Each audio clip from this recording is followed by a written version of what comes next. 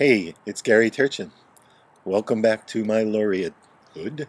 I am the poet laureate of this hood, and we're going to do some new poems. It's still September in 2011. I've already posted one batch from this month, but what can I say? It's been a fruitful month.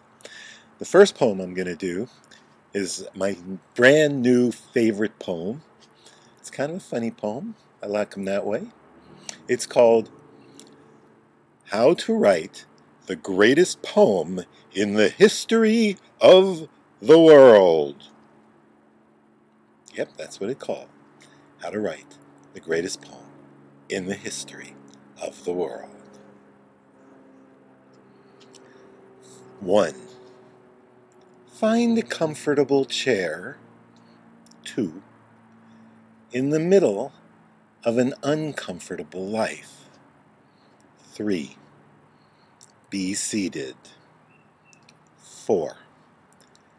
Notice the tension between the life and the chair. 5. Take careful notes. 6. Carefully edit the notes. 7. Title the edited notes, The Greatest Poem in the History of the World. The next poem is called In the Middle of the Mystery. I like starting poems in the middle of the mystery and working my way to the edges where the carpet is already stained and the pencil broken. Was it stepped on, and by whom?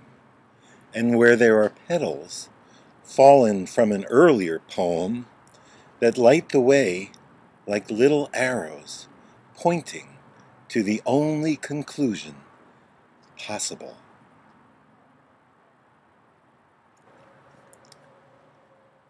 Who doesn't have a dream? Who doesn't have a dream?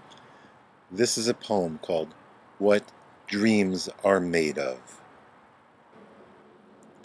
Dreams are made of string and knots and not always come trues. Plenty of not always come trues. Or they wouldn't be dreams, would they? They'd be like rocks and sky, expected. Dreams must be unexpected, rare as perfect gems. Who knows where a string begins or ends when it's tied in 1,000 knots? A dream caught unties the knots and finds the end that begins again. It isn't luck, but it is a mystery, and will be so, always. Okay, well, I have one more poem for you this time. It's called Second Chances. And who doesn't want or need second chances? Even the universe itself might want a second chance. I wonder if the universe got a second chance, would it still use that same old trick, the Big Bang, to announce itself? Bit of a showy start if you want to know the truth. Maybe it had no choice. The technology had not yet evolved, and it really only had one good tool to pry it all open: unbounded energy. And so it erupted like a petulant child, one as big as God. And so we have a petulant universe, always throwing fits, tossing the babies out with the bathwater, but in the calm, open seas, between storms.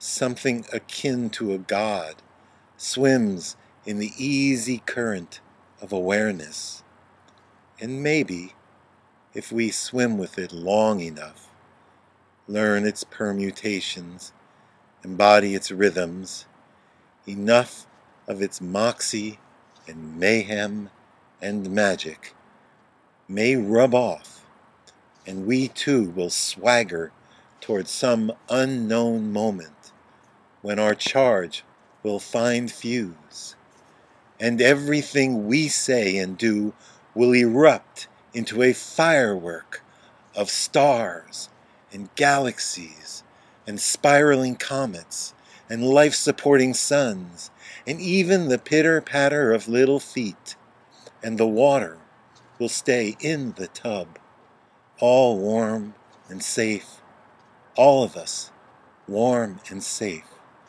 this time around. Well, that's all there is for my poems this time around. Thanks for listening. I hope if you enjoyed them, you'll come back again when there's more poems to post. I'm Gary Turchin. I'm in my laureate hood, and I am the poet laureate of this hood. And I look forward to seeing you in the poetry kitchen of life.